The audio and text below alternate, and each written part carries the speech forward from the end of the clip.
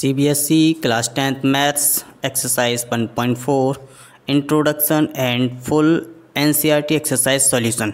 Let's watch. Hi dear students, कैसे हैं आप सब।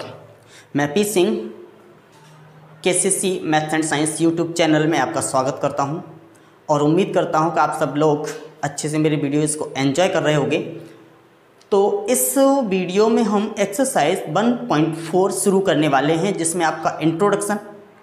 अब इंट्रोडक्शन से मीन्स क्या चैप्टर की एक्सरसाइज में पूछा गया है, और करीब 3 क्वेश्चन हैं एक्सरसाइज में। तीनों क्वेश्चन हमें डिस्कस करने हैं विद इंट्रोडक्शन। तो सबसे पहले हम बात करते हैं इंट्रोडक्शन मीन्स क्या क्या है एक्सरसाइज में तीनों क्वेश्चन में। तो मैं बात कर लेता हूँ। तो सबसे पहले वहाँ पर दिया गया आपके पास डेसिमल एक्सपेंशन। क्या दिया गया है? डेसिमल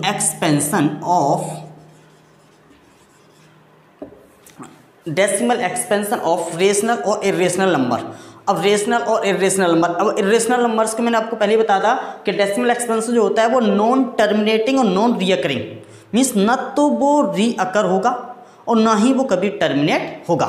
तो क्या है कि अब उसका तो डेसिमल एक्सपेंशन हम कर ही नहीं सकते। हम बात करते हैं कि decimal expansion of rational number. अब केवल यहाँ बात होगी तो रेशनल नंबर के डेसिमल एक्सपेंशन की बात होगी। अब रेशनल नंबर्स के डेसिमल एक्सपेंशन की बात होगी तो वहां पर 2 तरीके का डेसिमल एक्सपेंशन आपके पास होगा। एक तो होगा टर्मिनेटिंग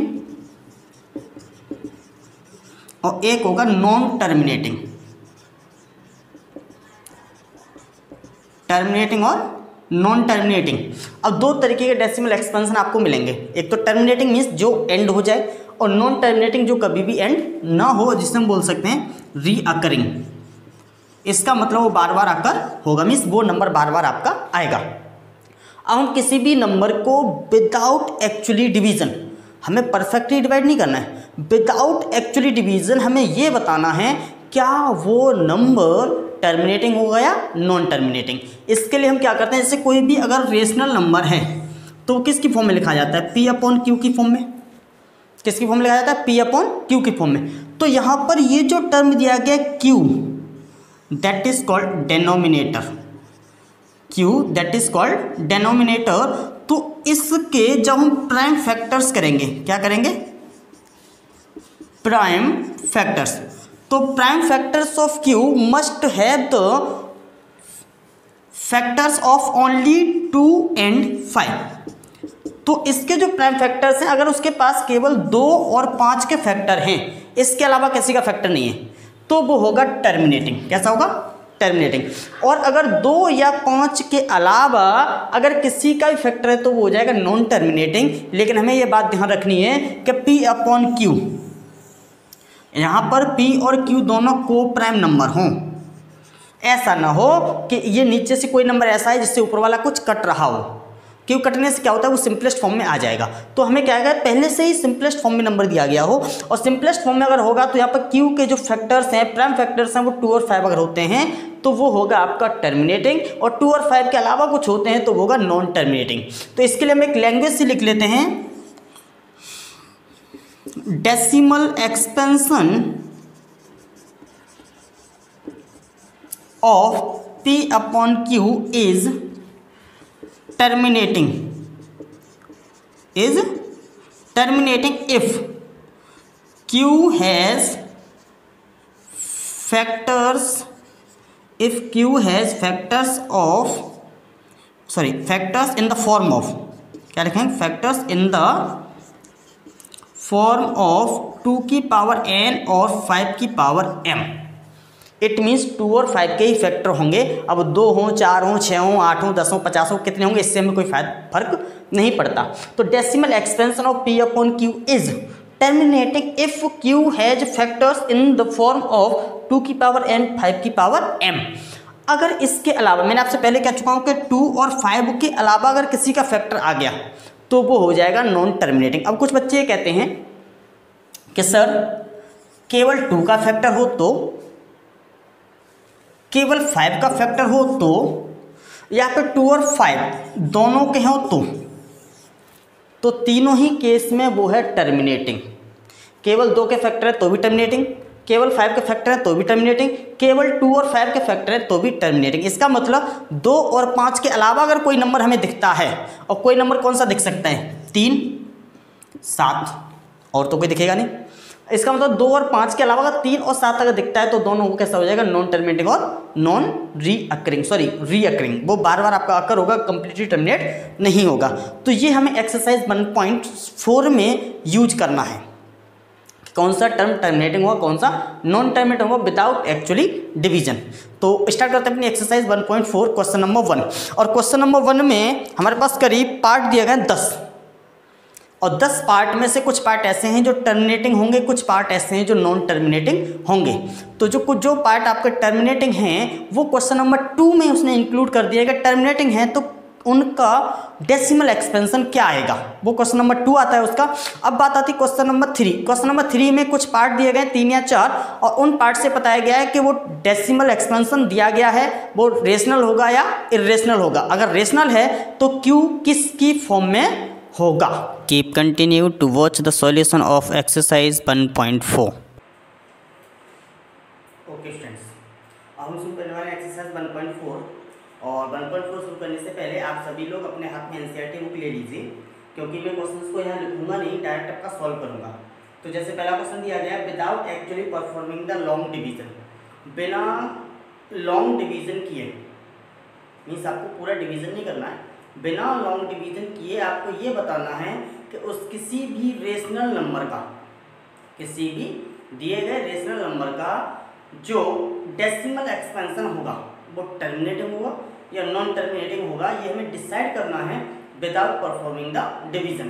क्योंकि जैसा हम अभी इंट्रोडक्शन में थोड़ी देर पहले मैंने बात की थी कि हम जब उसके डिनोमिनेटर के Q rational number P upon Q form में लिखा जाता है, तो क्यू जो डिनोमिनेटर है उसके जब हम प्राइम फैक्टर्स करते हैं तो उसके प्राइम फैक्टर्स अगर 2 की पावर n इंटू 5 की पावर m की फॉर्म में आते हैं तो वो हमेशा टर्मिनेटिंग होगा। तो उसी बेसिस पर हमें अपना पहला क्वेश्चन सॉल्व करना है, जिसमें पहला पार्ट दिया गया है 13/3125, 13/3125। ओके, जब हम इस q के प्राइम फैक्टर्स करेंगे तो इसका प्राइम फैक्टर्स आएंगे 13/5 की पावर 5। कितने आएंगे, 5 की पावर 5। देखिए मैं आपको बता देता हूँ कैसे आएंगे, सीधा 5 से डिवाइड कीजिए, तो ये 5 से डिवाइड करेंगे तो कितना होगा, 5 6 तो 30, 5 2 जो 10, 5 5 जो 25, 5 से ये आएगा आपका 125, 5 से आएगा 25, 5 से फिर ये आएगा आपका 5, और 5 से फिर आएगा आपका 1।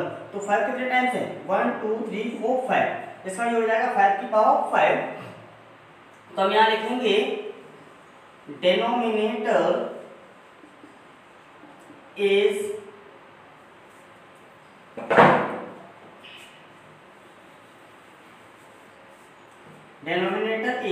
in the form of 2 की पावर n into 5 की पावर m as, कैसे, 2 की पावर 0 और 5 की पावर 5, क्योंकि यहाँ पर 2 एक भी है नहीं तो मैंने इसलिए 2 की पावर 0 और इंटू 5 की पावर 5। देयरफॉर क्या रखेंगे हम, therefore 30/3125 has terminating decimal expansion।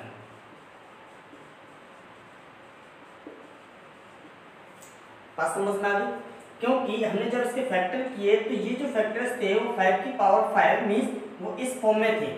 तो therefore 13/3125 has terminating decimal expansion. अब कितने डिजिट के बाद होगा ये हम क्वेश्चन नंबर 2 में डिस्कस करेंगे। तो ये हमारा फर्स्ट पार्ट था, ऐसे हमारा होगा सेकंड पार्ट। और सेकंड पार्ट करने के लिए क्या करते हैं, इस फर्स्ट पार्ट को हम रिलीज कर देते हैं। अब हम बात करते हैं सेकंड पार्ट। तो सेकंड पार्ट मेरे पास लिखा हुआ 17/8, और जब हम इसके प्राइम फैक्टर्स करेंगे तो हो जाएगा 17/2 की पावर 3। तो 8 के फैक्टर कितने होते हैं, 2 की पावर 3। फिर हमारी जो लैंग्वेज हो क्या होगा, denominator is in the form of 2 की पावर n into 5 की पावर m एज 2 की पावर 3 और 5 की पावर 0। अब यहाँ पर 2 के फैक्टर्स हैं, 5 के फैक्टर नहीं है, तो मैंने इसको क्या लिखते हैं, 2 की पावर 3 और 5 की पावर 0 और इस नंबर को हम चेंज कर देंगे, लैंग्वेज सेम रहेगी 17/8। Therefore 17/8 has terminating decimal expansion. ठीक है, मैंने इसको लैंग्वेज को बार बार लिखने की बजाय मैंने इसको क्या उसी में थोड़ा मॉडिफाई कर दिया है। तो denominator is in the form of 2 की पावर n इंटू 5 की पावर m एज 2 की पावर 3 इंटू 5 की power 0। Therefore 17/8 has terminating decimal expansion. अब सेम ऐसे हमारा क्वेश्चन नंबर 3 होगा। देखिए क्वेश्चन नंबर 3, अब क्वेश्चन नंबर 3 है 64/455। ओके, और हम इसके decimal expansion sorry prime factors करेंगे तो 64 के प्राइम फैक्टर्स कितने होते हैं 2 की पावर 6 अपॉन, अब इसके हम करेंगे 455 के, इसके प्राइम फैक्टर्स होते हैं 5 × 7 × 13, 5 × 7 × 13। ठीक है, 5 × 7 × 13। अब हमें पता है कि यहाँ पर 5 का फैक्टर है, लेकिन 7 और 13 ये वो जो फैक्टर है ये हमें रिक्वायरमेंट नहीं होती टर्मिनेटिंग डेसिमल एक्सपेंशन के लिए, क्योंकि टर्मिनेटिंग तभी होगा जब वहां पर 2 और 5 के होंगे, इस फॉर्म में केवल 2 और 5 के होंगे। तो हम यहाँ क्या लिखेंगे, हमारी लैंग्वेज ऐसी रहेगी ऑटोमेटिक, थोड़ा सा चेंज करना है क्या कि डिनोमिनेटर इज नॉट, क्या लिखें हम, इज नॉट इन द, क्या कहते हैं हम, denominator is not in the form of that one. तो अब इसकी में से क्या करें, इस वाली लैंग्वेज की हमें जरूरत नहीं होगी। Therefore फिर हम यहाँ नंबर नोट करेंगे अपना 64/455 हैज नॉन टर्मिनेटिंग, क्या आ जाएगा, non terminating decimal expansion. Means language को हमें थोड़ा सा मॉडिफाई करना है पिछले वाली लैंग्वेज से। यहाँ पर नॉट हमारा यूज होने लगेगा तो नॉट, तो यहाँ पर हमारा हो जाएगा नॉन। ठीक है, तो therefore denominator is not in the form of 2 की पावर n into 5 की power m। Therefore 64/455 has non-terminating decimal expansion। Clear. अब हम बात करते हैं क्वेश्चन नंबर 4, मींस इसी के 4th पार्ट में। अब लैंग्वेज को इसको थोड़ा सा हटा देते क्योंकि उसी लैंग्वेज को मॉडिफाई करते करते आप कंफ्यूज हो जाओगे। अब देखिए क्वेश्चन नंबर पार्ट नंबर 4, और पार्ट नंबर 4 है 15/600, 15/1600। अब हम इसके प्राइम फैक्टर्स करेंगे तो 15 को हम क्या लिखते हैं 3 × 5, 1600 को क्या लिखते हैं 2 की पावर 6 × 5 की पावर 2, 25 25 25 अट्ठे 200। ठीक है, इस तरीके से हम इसको कर लेंगे तो ये हो जाएगा 3 × 5/2 की पावर 6 × 5 की पावर 2। अब इसको थोड़ा सा मॉडिफाई करेंगे तो ये हो जाएगा 3/2 की पावर 2 6 × 1 5, क्योंकि ये 5 क्या करेगा, एक यहाँ से कम कर देगा। हम देखिए फिर वही फॉर्म आ गई, तो हम क्या लिखेंगे, denominator is in the form of 2 की पावर n इंटू 5 की पावर m एज 2 की पावर 6 इंटू 5। Therefore नंबर क्या है 15/1600 has terminating decimal expansion। ठीक है, देखिए मैं लैंग्वेज आपको लगभग ऑलमोस्ट हर क्वेश्चन के लिखा चुका हूँ, इसी तरीके से आपको लैंग्वेज मेंशन करनी है। अब आपको मैं डायरेक्ट बताऊंगा कौन सा टर्मिनेटिंग है कौन सा नॉन टर्मिनेटिंग है, बाकी लैंग्वेज आपको इसी तरीके से मेंशन करें तो आप आराम से कर लोगे। ठीक है, ये हो गया आपका क्वेश्चन नंबर 4। अब हम बात करते हैं क्वेश्चन नंबर 5। क्वेश्चन नंबर 5 है 29/343, और जब इसको फैक्टर करेंगे तो हो जाएगा 29/7 की पावर 3, और यहाँ पर फैक्टर्स हमारे पास नहीं है तो हम लिखेंगे denominator is not in the form of 2 की पावर n into 5 की power m because it contains the factor of 7। Therefore 29/343 is non terminating decimal expansion. बात क्लियर होगी, कैसा हुआ है, नॉन टर्मिनेटिंग डेसिमल एक्सपेंशन। बाकी कंप्लीट लैंग्वेज आप लिख लेना, non terminating decimal expansion. Okay, अब हम बात करते हैं पार्ट नंबर 6। इस वजह से समझ में आ गया होगा, इजी सा टॉपिक है।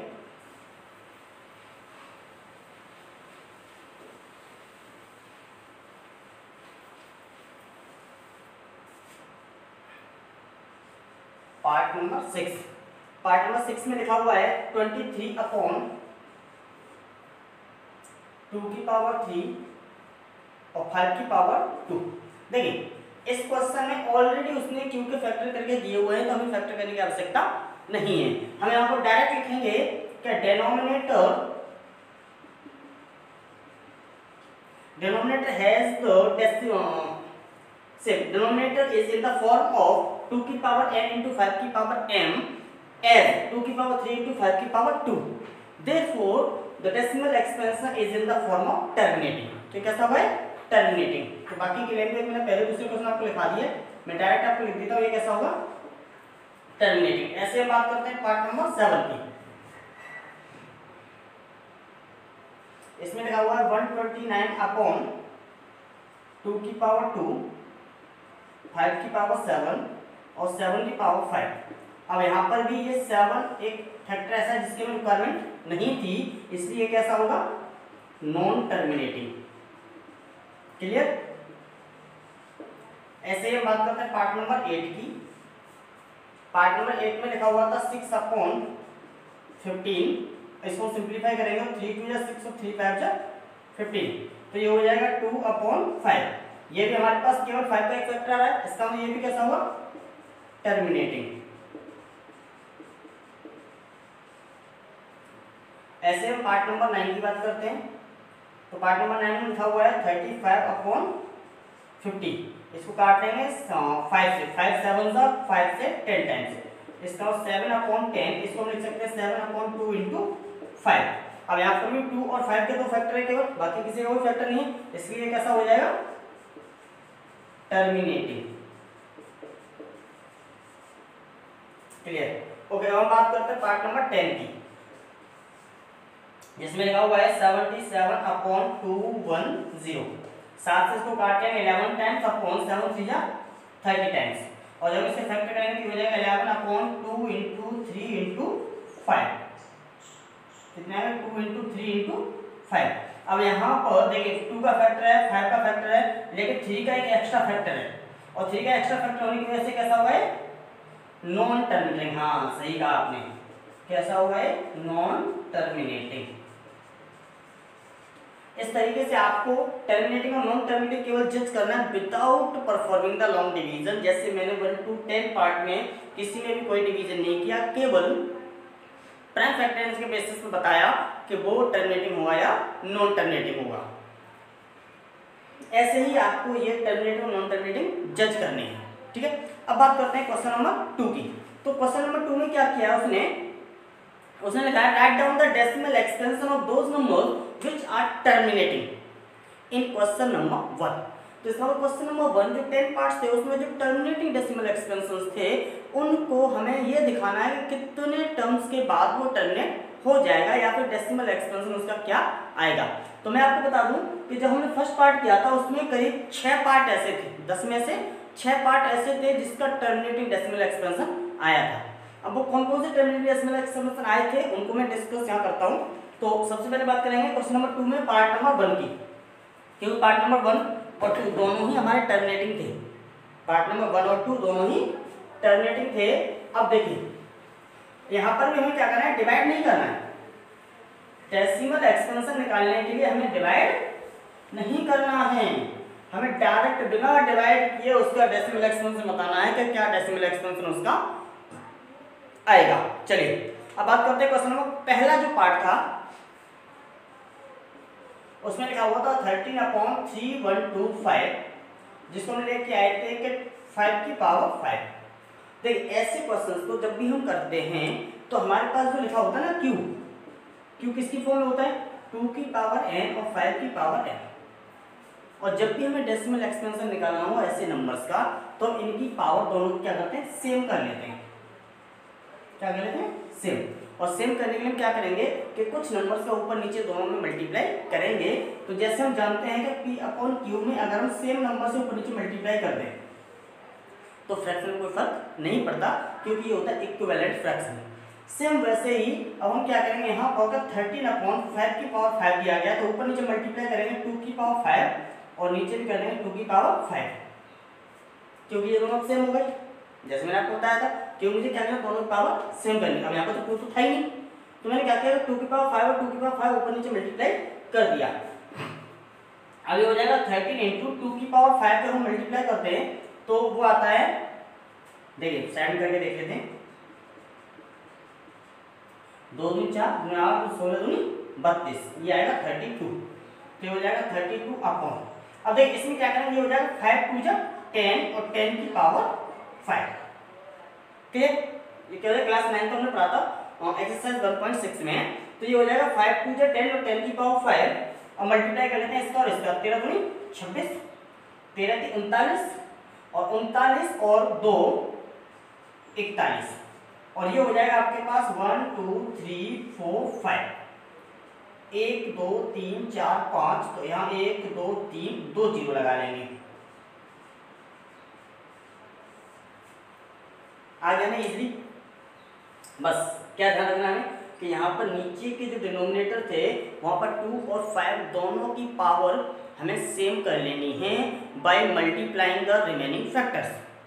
जिसकी कमी पड़ रही होगी उसके फैक्टर्स को ऐड करके, सॉरी मल्टीप्लाई कर देंगे, जिससे क्या होगा, दोनों की पावर आपकी सेम हो जाएगी, और पावर सेम होते ही आपके नीचे क्या होगा, वो 10 के टर्म्स में आ जाएगा, और 10 के टर्म्स में आएगा तो इजीली वो हो जाएगा। अदरवाइज अगर आप 3.25 से डिवाइड करोगे तो सिंपल चीज है, एक तो टाइम बहुत ज़्यादा लगेगा, प्लस गारंटी नहीं है कि उसका आंसर सही आए, बट यहाँ पर 95% चांसेस है कि आपके क्वेश्चन का आंसर एकदम सही आएगा।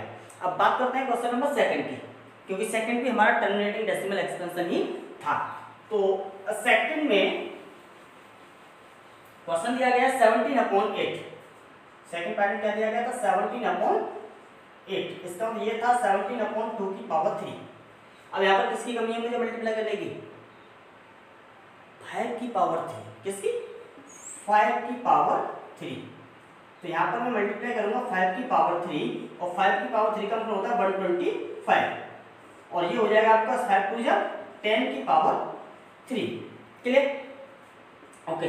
17 5 85 के 5 कैरी 8, 17 34 और 8 42 कैरी 4, 17 का 17 4 बोलिए 21 अपॉन, ये हो जाएगा 1000, इसका हो जाएगा 2.125, 1 2 3 1 2 3 यहाँ आ जाएगा डेसिमल, इसका 2.125, ये हमारा हो जाएगा डेसिमल एक्सपेंशन ऑफ 17/8।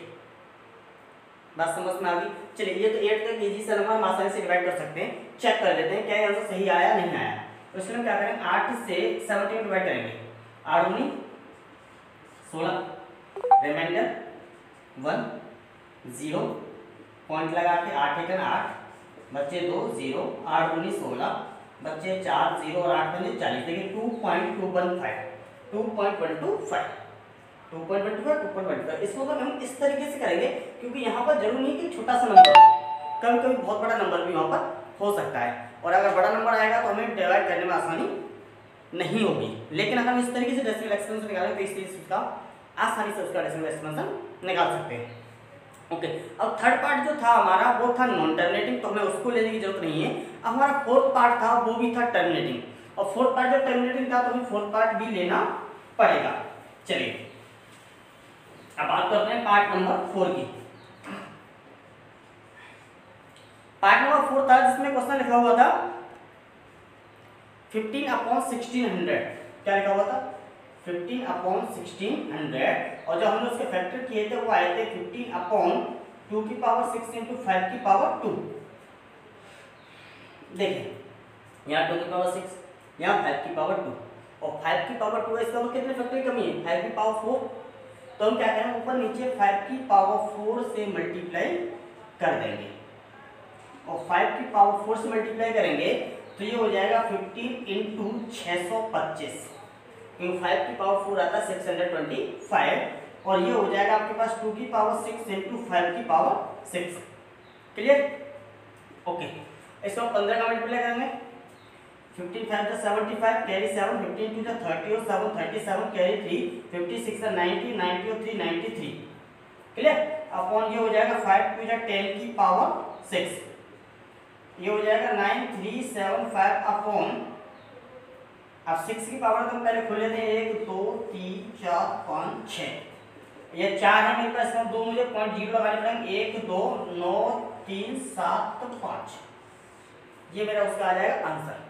ठीक है, क्योंकि मैंने आपको पहले बताया वो 16 से अगर डिवाइड करो तो बहुत लंबा चला जाएगा, लेकिन इजी तरीका आपको करना तो इस तरीके से हम उसको कर सकते हैं। हम बात करते हैं पार्ट नंबर 5, वो भी कैसा था हमारा, नॉन टर्मिनेटिंग। अब नेक्स्ट हमारा पार्ट था पार्ट नंबर 6, वो था टर्मिनेटिंग। अब तो पार्ट नंबर 6 की बात करेंगे जो टर्मिनेटिंग था।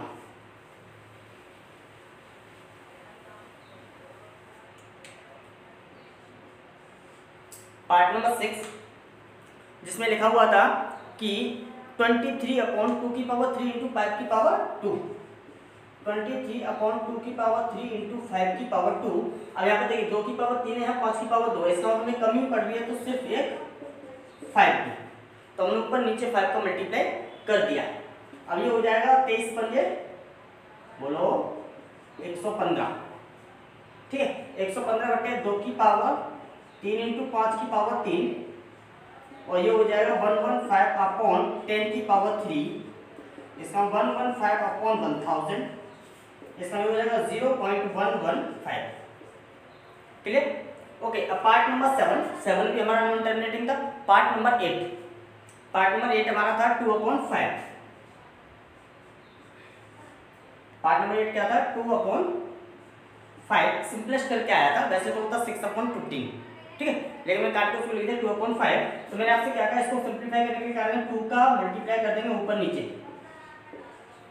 क्योंकि 5 की पावर 1 है तो मुझे 2 की पावर भी 1 ही चाहिए, तो ये हो जाएगा मेरे पास 4/10 that is equal to 0.4। Clear? Part number 9 की तरफ आते हैं, तो 9 भी हमारा कैसा था, नॉन टर्मिनेटिंग, सॉरी टर्मिनेटिंग। तो पार्ट नंबर 9 में हमें सॉल्व करना पड़ेगा क्योंकि वो टर्मिनेटिंग था, और पार्ट नंबर 9 में लिखा हुआ था आपका 35/50, इसका मतलब था 7/2 इंटू 5, 7/2 इंटू 5। क्लियर? और 7/2 इंटू 5, तो इसमें मुझे किसी नंबर की मल्टीप्लाई करने की आवश्यकता नहीं है क्योंकि इन दोनों की पावर ऑलरेडी सेम है, और दोनों की पावर ऑलरेडी सेम है, तो ये हो जाएगा 7/10 दैट इज इक्वल टू 0.7।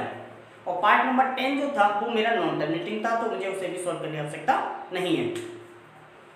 तो आपने देखा कि पार्ट नंबर 1 2 4 6 और 8 9 ये सब ऐसे थे जो नॉन टर्मिनेटिंग थे, टर्मिनेटिंग थे, और मैंने उनका डेसिमल एक्सपेंशन किया विदाउट डिवाइडिंग या फिर विदाउट एक्चुअली लॉन्ग डिवीजन। मैंने बिना लंबा डिवीजन किए हुए उसको आसानी से सॉल्व किया है। इसी तरीके से आपको सारे क्वेश्चन सॉल्व करने, अगर ऐसा कोई क्वेश्चन आता है तो, हालांकि बोर्ड में कभी कभी 1 नंबर का एक क्वेश्चन आ जाता है। हम बात करते हैं क्वेश्चन नंबर 3। क्वेश्चन नंबर 3 में लिखा हुआ है the following real numbers have decimal expansion as given below, in each case decide whether they are rational और not. If they are rational and of the form of p upon q, what can you say about the prime factors of q। देखिए मैंने आपको बताया prime factors of q का मतलब अगर terminating है तो वो 2 की पावर n इंटू 5 की पावर m में होंगे। से बात करते हैं, पहला क्वेश्चन है, मैं इसको रेस करके बोर्ड पे बता देता हूँ।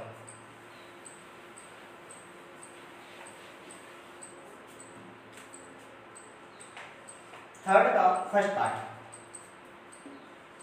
43.1 2 3 4 5 6 7 8 और 9। अब यहां पर ये देखिए आप कि ये जो नंबर दिया गया ये एक टर्मिनेटिंग डेसिमल एक्सपेंशन है, तो हम यहां लिखेंगे it has terminating decimal expansion, therefore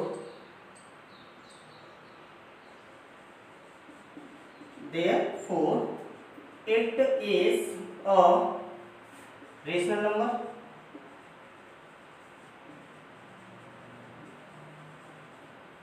therefore it is a rational number, और rational number है तो और टर्मिनेटिंग है तो इसका मतलब फैक्टर्स ऑफ q, तो ये लिखेंगे and factors of q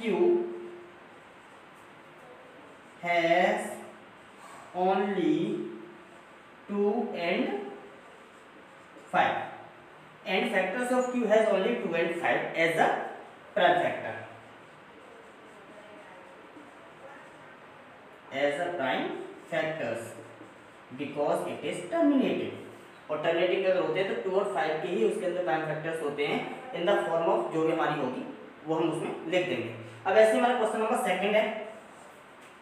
second लिखा हुआ है 0.120120001200 फिर 1240 डॉट डॉट डॉट। अब यहाँ पे देखेंगे तो हमें लग रहा है कि पहले था 120, फिर हुआ 1200, फिर हुआ 12,000, फिर हुआ 1,20,000। अब आगे जाएंगे तो जाएगा, फिर 20 नंबर बढ़ता चला जाएगा। और ये है आपके पास नॉन टर्मिनेटिंग, कैसा है, non terminating and non recurring, और ना ही वो बार बार अकर हो रही है, कोई डिजिट बार बार आ रही है।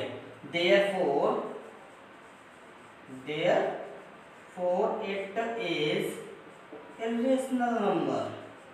ये कैसा होगा, irrational number। तो नॉन टर्मिनेटिंग नॉन रीअकरिंग इसलिए क्या कहलाएगा, irrational number। ऐसे ही मेरे पास है क्वेश्चन नंबर थर्ड। अब इसका थर्ड पार्ट है,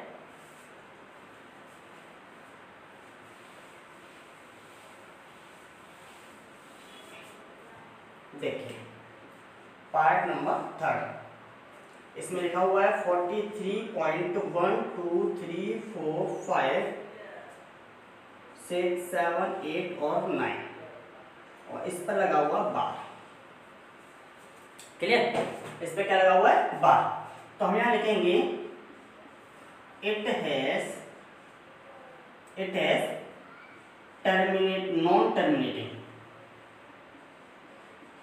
non terminating but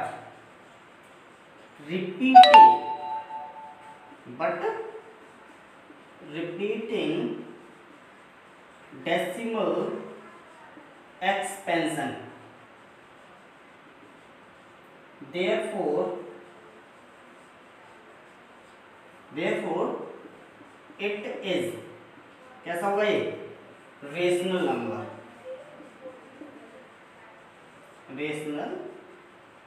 numbers, but it contains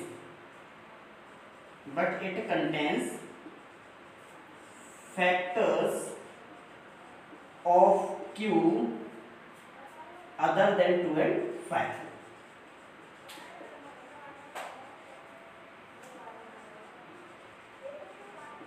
इसका मतलब इसके पास जो फैक्टर्स होंगे वो अदर देन 2 and 5 होंगे, क्योंकि ये नॉन टर्मिनेटिंग है। ठीक है, अगर टर्मिनेटिंग होता तो केवल उसके पास 2 and 5 के होते। अब इसका मतलब ये नॉन टर्मिनेटिंग है तो इसके पास क्या होगा, अदर देन 2 and 5 के फैक्टर्स भी होंगे। ठीक है, थैंक्स फॉर वॉचिंग।